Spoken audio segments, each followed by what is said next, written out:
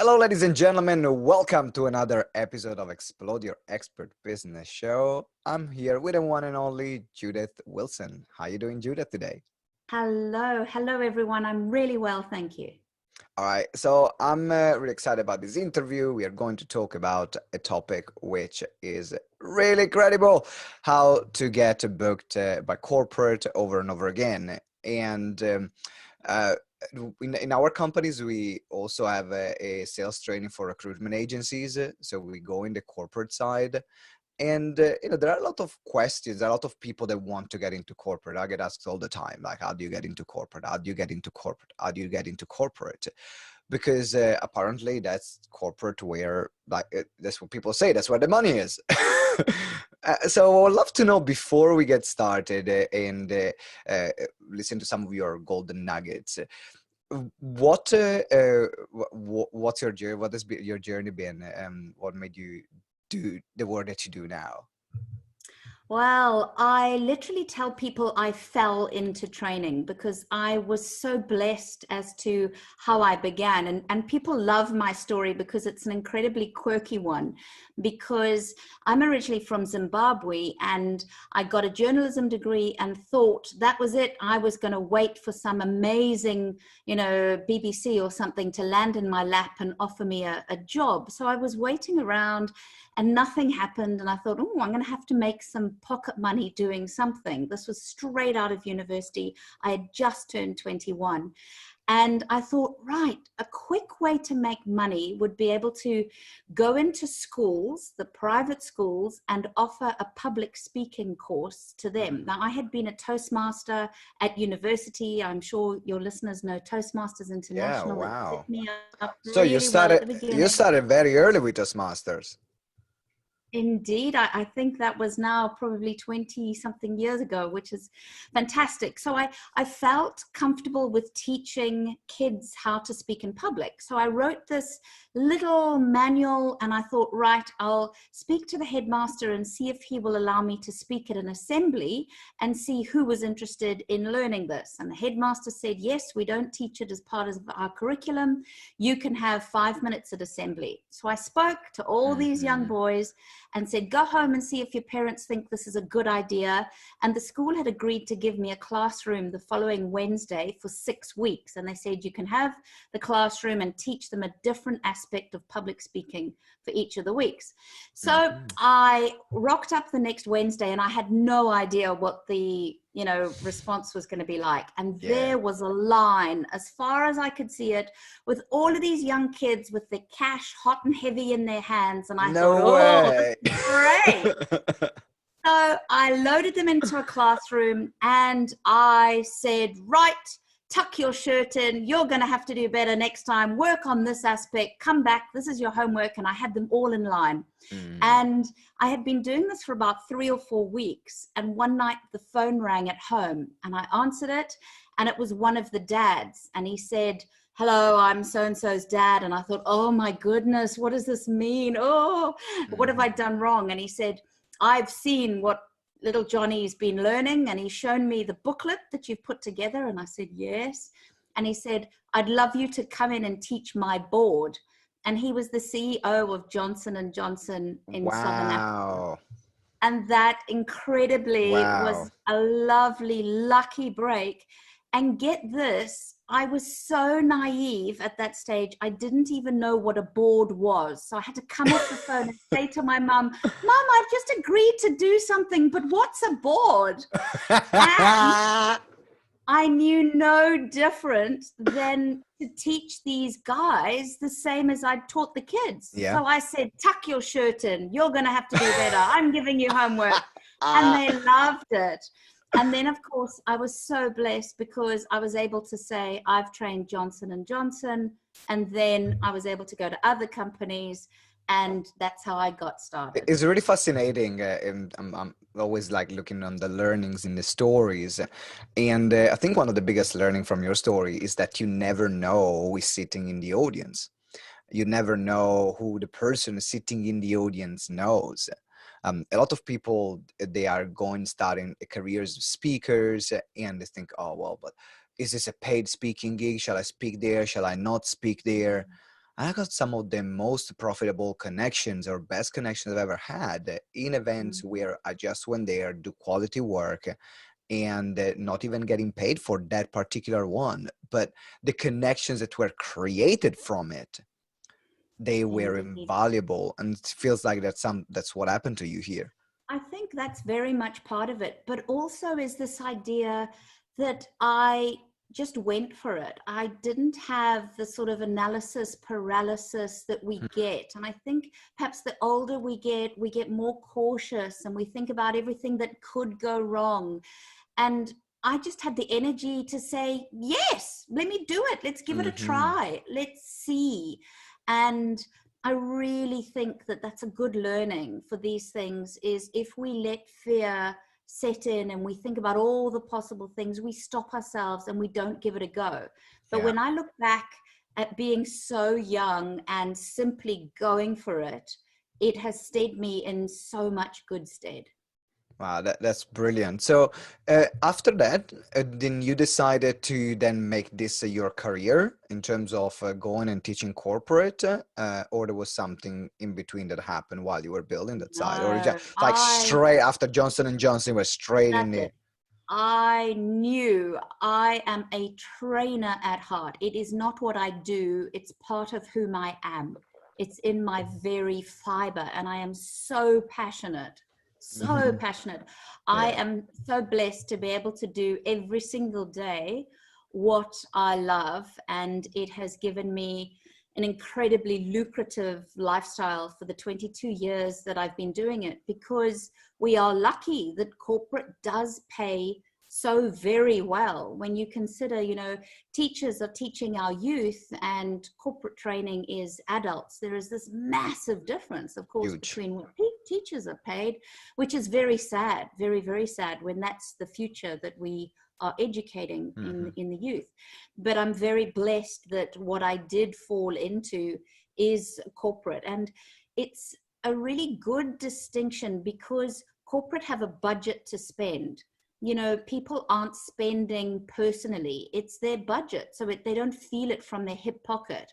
And if you can show the return on investment of what your training is going to give, they're ready and willing and very able to pay. So it's Absolutely, absolutely. And you know, when you're saying this is part of who you are, it's something I would really want people to think about, because sometimes people go into a particular type of business or a particular type of opportunity just because they see the money, or because they see some like a future vision of themselves there, but without really having that passion that drives them. Like, so a lot of people say, how do you get motivated? Sometimes I spoke for 200 events every year for the past 5 years.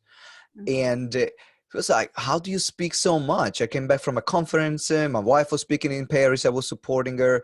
Then came immediately back. I did another 2-day conference. It's like, how do you have the energy to do that? I'm like, I don't. You love it. That's about the best day of my life. How I don't have, like, how can I not have the energy for this? And that's a big part of what you say. Finding something that is you, is really you. So what I want to ask you now is, I want to get started with some to share some of the things that sometimes that went wrong there, because we all have these moments where, you know, you go there, you're preparing for a big moment, maybe a big presentation or a training, and then it's like, oh, and then this happened. Did you ever have one of these moments? Yes, very definitely. I think the first story sticks with me forever, because I showed such naivety at the beginning. When I moved from Zimbabwe to London, one of the very first gigs I got was a meeting to go and see a very posh legal firm in Mayfair. And I didn't even know that Mayfair was a big deal. You know, coming from Zimbabwe, I was like, oh, I just thought it was one of the suburbs. And of course, it was a legal company and they all wanted, there was a panel of 3 of them, and they were interviewing me and then other trainers to see who they wanted to go with. And I was really, really young. And this was going to be one of the very first training opportunities I had in London. So I was nervous and I thought, right, I really want to prove myself. I'm going to listen so carefully. I'm going to take in everything that they say. And they were talking about Fiona. And I thought, gosh, I need to understand this Fiona. And, you know, coming from Zimbabwe, all of the accents in London were so diverse and there were so many. And I was trying to get my head around these different accents that the three people had, but they were all talking about Fiona. So I thought, right, either heaps of people in London are called Fiona and it's a really popular name, or it's someone who does some role, but I didn't really understand. So I thought, not to worry. If I get the gig, I'll simply use Fiona and they'll know that I know my stuff. So of course I waited to hear, and I was fortunate enough to get the gig, and they said, we've chosen you out of all of the people we interviewed. And I was thrilled and thought, right. So I did my preparation, and on the day of the training, I thought, right, I'm going to slide in Fiona here, Fiona there. And I did that. And the morning tea break, the senior partner comes to me and he says, I'm loving your training, but I'm confused about something. Why do you keep saying Fiona? And I said, you know, Fiona who has to meet with clients, Fiona who does the billing. And he said, that's a fee earner, not Fiona.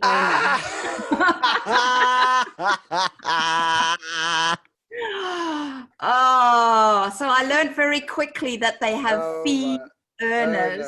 The fee earner. Oh my God.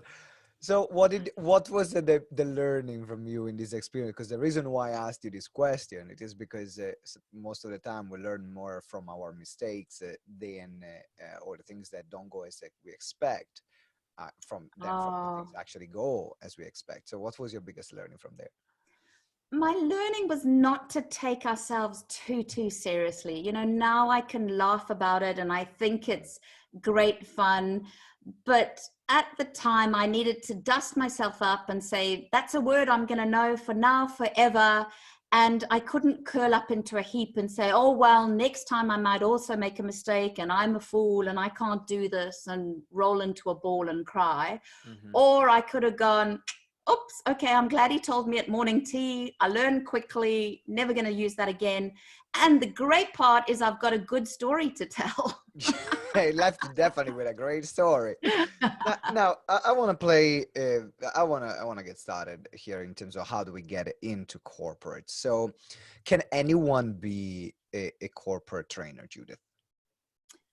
Well, you can certainly have different styles. There's no style that you have to be, you know, extrovert and loud, or you have to be softly spoken and quiet, or you have to be anything. I think any person, provided they are passionate and provided they're really serious about knowing their niche and understanding what they're training. I think corporate don't suffer fools gladly. So you certainly have to be confident, you have to know your stuff, and you have to deliver value. So you can't simply go, oh, well, I'm going to skim some topic and go in and hope they're going to pay me the big bucks, because you won't succeed. Mm-hmm. But if you are passionate about delivering training, and I think there's a big difference between presenting and training. Right, let's start from there. What's the difference? Yeah. So a lot of people who are great presenters think they're going to be able to train, and they think, because I can present well, I'm going to be able to train. And that's a big problem, because they aren't the same thing. The structure needs to be very different with training. Training, you know, you can be going for 7 and 8 hours in a day, whereas presenting is quick. You can master a signature keynote very quickly and easily, and you simply got to deliver that. Whereas in training, you can be challenged and people can really ask and delve deeper. And it's so important that we train in a different way to presenting, because we've got to get the stick happening. So I call it, you teach and then you get it to stick. You teach and you get it to stick. And in presenting, people very seldom do any part of that. They simply tell people what to do. And when I'm training, I have a great exercise that shows this. I get the group together, and when I'm doing my train the trainer, I read a story. So I tend to read Princess and the Pea. and I read it with all of the details in it, and then I ask them 10 questions. And of course, people get 2, if you're lucky, out of the 10 questions. And then we redo it, and I say, right, I now know what was need to have and what is nice to have in the content that I am giving. And then I make sure that I train around each of those 10 things that I know are need to have, and we make it stick. So we talk about it, we discuss the spelling, we do a word association, we do various things for these 10 things. Then, of course, I ask them the 10 questions, and 10 out of 10, of course, they've got the lot. And then at the end of the 3-day train the trainer, as a trick, I say, right, 3 days later, get your pens and paper out. Let's go again, all 10 questions. And they've still got every single one of the 10 answers. And that's the difference. We need to use accelerated learning properly in training to really transfer those skills, to get them to do things differently rather than simply to know or to feel things differently. I love the distinctions that you're making, because people that go into a speaking career, they just think that that's what you do, speak, but there are so many different aspects. You can be an MC, you can be a keynote speaker, you can be a trainer or a workshop facilitator. There are so many different layers of this industry, and it's great to find actually what you love doing the most. For example, I love way more training than doing keynotes. I'm like, because when you're training, you are also responding to the room. Exactly. It's a collaborative thing. It's not that you are, as you said, it's not that you are just sharing your idea to the audience and they passively receive it. But then you are reading what's happening in the room and then coming up either with the next activity or with the next sharing and so on. So I really love it. Now, in terms of, so we talked about, can anyone be a trainer? Of course, there is a need to be a very certain skill set. But going into corporate, is that easy? Is that difficult? Because everyone thinks, okay, let me go into corporate. That's where the money is. But is that easy to get into corporate? Or it's not easy, but if you position yourself well and you know the steps to take, it's doable. I think people make mistakes and then it's an uphill battle because corporates, you're just against a brick wall. They're not taking you. They're not interested.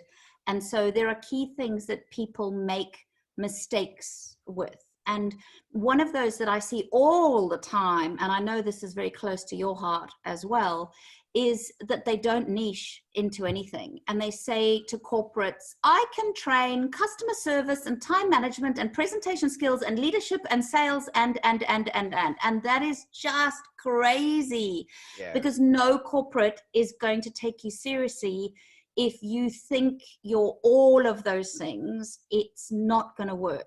Far better to get into corporate by being a specialist in a particular thing that they go, oh, fantastic, this is the guru. And by the way, you can charge more when you do that. When you're charging, you have to charge just run-of-the-mill rates when you're doing everything under the sun. I always like it. I heard a story once which just perfectly fits how you need to think about niching for corporate. And it's, say you're in a jail cell and you got a teaspoon and you want to break out of the jail cell and you've got 25 years that you're going to be in jail.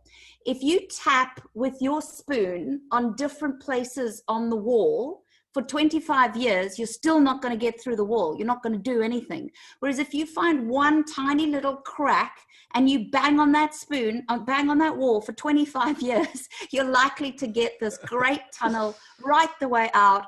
And once you're out, you can run like hell in any direction you like. And that's the key point, that when you get into corporate, you need to be very, very, very specific. You need to be the guru in one particular thing. But then once you've got a relationship with them, once they know you and like you, they tend to say, hey, what else can you do? I've got this problem. Do you think you can work with my team? Do you know anyone who would be able to? And then you find that with that relationship, you can start broadening out and saying, yes, well, I also do coaching, or yes, I also do this or that. and it works, but it Yeah. never works to go at corporate like this, trying to be everything to everyone. Absolutely. In fact, if I'm thinking about how we got into corporate as well, because we started actually our company as a seminar company, so doing events, doing training, but mainly B2C or like small businesses. It wasn't corporate. But then my business partner had a background in as a recruiter, as a salesperson in the recruitment industry. And we are both millennials, being my business partner. So when we decided to open the branch to the corporate branch, the thing that he specialized on was sales training for recruitment industries, doing induction Exactly. plans for millennials. That's it. That's it. Right. That's beautiful. Niche within a niche within a niche. Niche. Yes. And so now you're like, okay, I got a bunch of millennial coming in. I need to train them and do an induction plan for them. Who am I thinking of? I'm thinking for that person. But, Yeah. and it requires knowing that industry. So it's really powerful that you think about what is the thing that you want to be known for. And as you're saying, the niche within the niche within the niche. Now, if you had like top 3 tips or recommendation for someone, say, okay, I know I have a passion for training. I know it's in my being, it's in my soul. That's what I love to do. And I want to do this for corporate. What are the top 3 things that you can suggest them? So first would be to name it and claim it. So label what it is that you do well and claim it as a real name. So to give you an example of the niche within a niche that you were talking about, I've got a trainer who's done customer service training for the pharmaceutical industry. And that's it. She doesn't do any other courses and she doesn't do any other industries. And she's named it and claimed it within the pharmaceutical industry. And people are lined up for ages to actually do work with her because she didn't play it small. She didn't say, oh, I sort of know customer service and oh, I can sort of do pharmaceutical. She was like, I am Australia's best trainer in pharmaceutical. I am the only go-to person who. And because pharmaceutical is a great niche to be in because they've got the money. They spend so much on developing their stuff. Whereas different industries, some industries are known to be cheapskate. You know, they won't pay for developing their people. And so you don't want to be in that. You want to be in ones where they go, we know the value of developing people. And so I think that's cool. Now, once you've named it and claimed it, you need to get some social proof behind you. It can't just be what you are saying about how fabulous you are, because people need to know, to trust, and to like you. And so social proof is really important. And I say do a few freebies at the beginning when you're getting, you know, what have they got to lose? If you say to a corporate that you would love to have a testimonial for, say, I will do a free session and all I ask is if you find value in it, if you enjoy it, will you please give me a testimonial? Now, why are they going to say no? Because it's no skin off their nose. They haven't paid for anything and their people may learn something. And if they don't, you're going to learn a big lesson quickly as to how you need to polish your act up and get really, really good before you try that again. But I find that when people do this, it's the opposite. They go, oh my goodness, I've worked so hard for that. I know what I'm doing. I got a great review, and that builds their confidence. And once you've done that a few times, you've got great testimonials to be able to offer to people. And that's really, really powerful.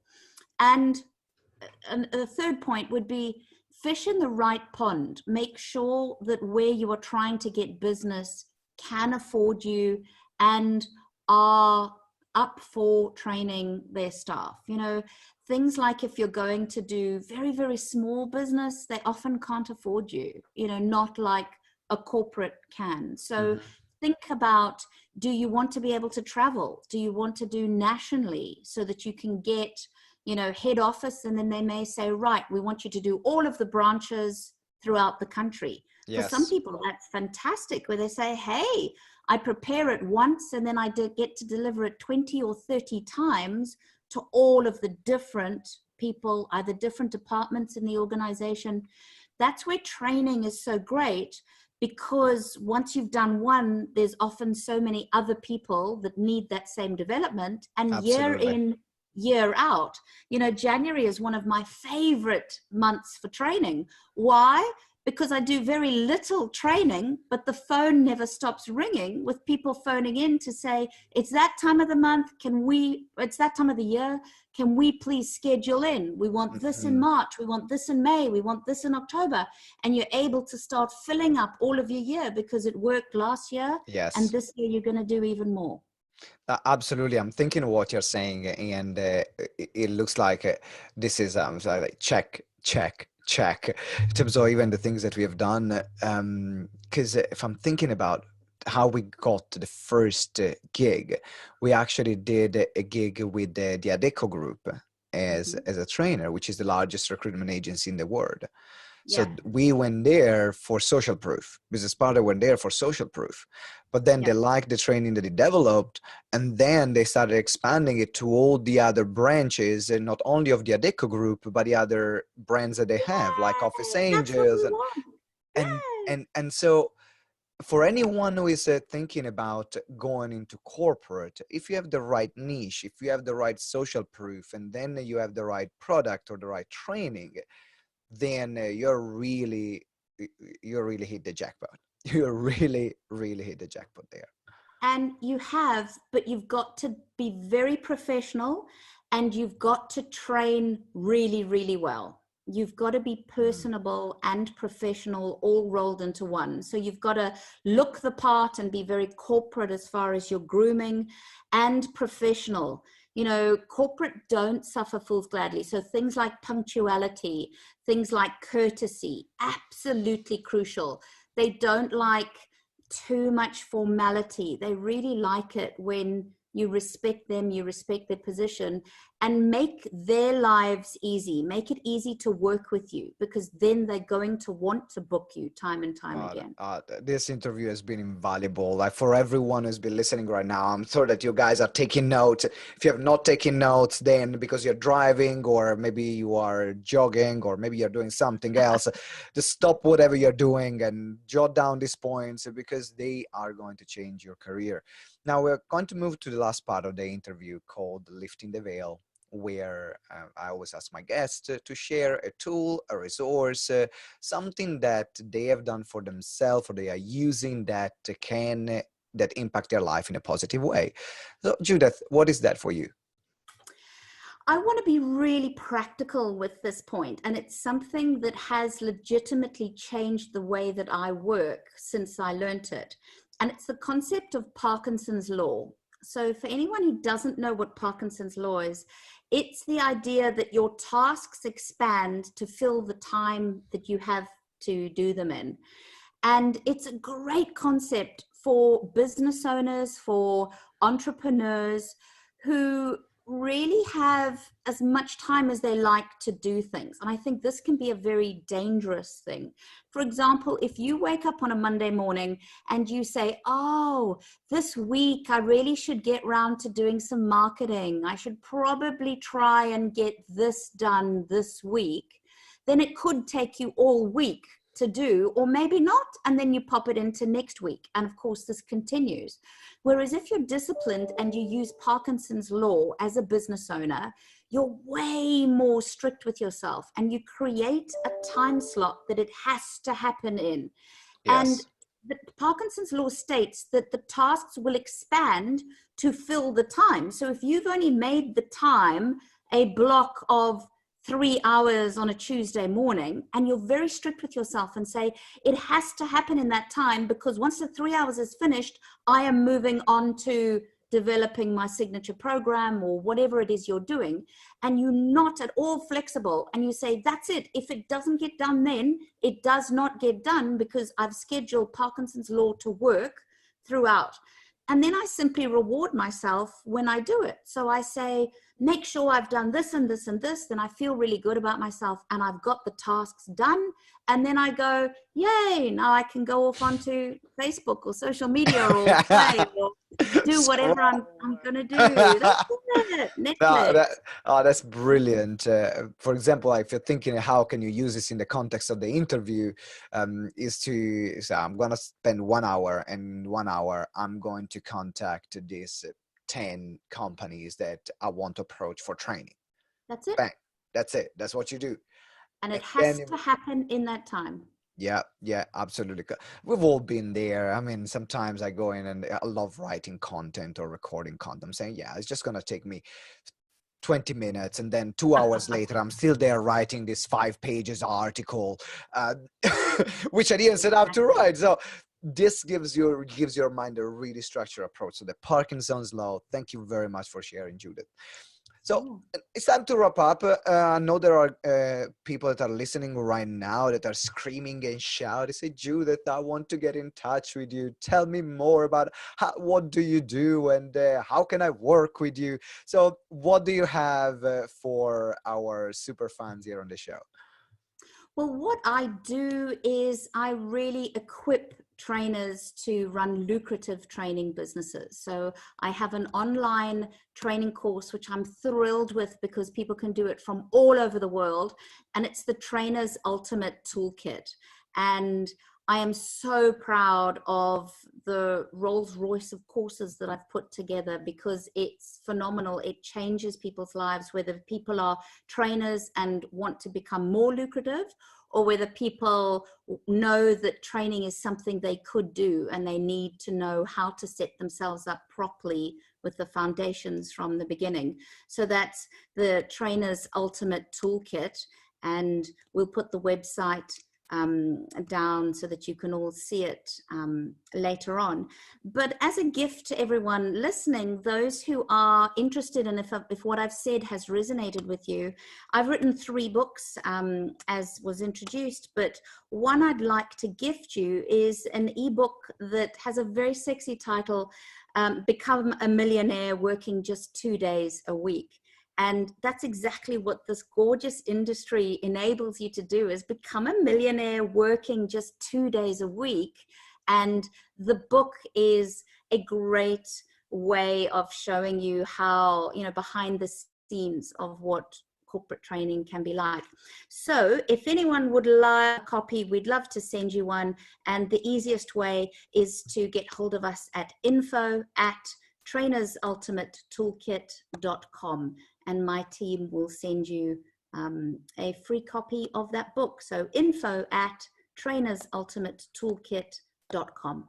So info@trainersultimatetoolkit.com. The link or the email as well, and the link that Judith shared before, that's going to be as well in the show notes, so you can just scroll down and find it. Make sure you get in touch because yes, corporate industry, the corporate becoming a corporate trainer, if that's what you love to do, you love training, you love facilitating experiences for people and for companies and organizations, you think, okay, I've got the right skills, that's the things I want to do, then she is the right person for you. So Judith, thank you very much for being here on the show. It has been an incredible interview. My pleasure and honor. Thank you. All right, ladies and gentlemen, thank you very much for listening or watching, whatever you are, which platform you are using.